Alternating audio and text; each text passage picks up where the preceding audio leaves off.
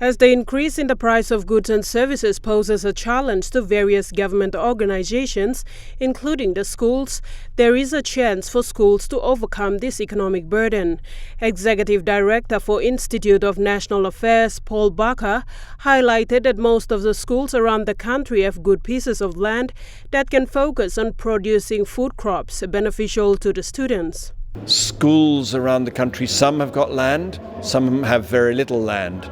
But it's really important that the tools are provided to schools and support is provided to schools to encourage them to use the land to be able to help boost food production in the schools. Barker highlighted that a survey was carried out last year and have identified many of the schools are operating on a tight budget to keep running the basic education program as well as feeding the school population. And many of them we found were really struggling to actually be able to provide a decent and adequate food for their students. Not just rice, but you want a balanced diet. So sometimes have some root crops, cacao and other root crops, but also to be able to get greens and occasionally and to get a regular supply of protein. Barker added that it is vital for schools to provide variety of crops so to give students a balanced diet, which is essential for students to progress physically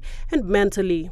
If you're expecting children to be able to develop, whether they're in school or whether they're at home, and to be able to develop physically but also mentally, they need to have good diets, good balanced diet.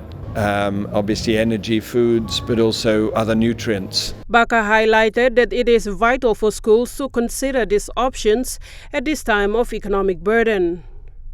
Sharon Engnui, National EMTV News.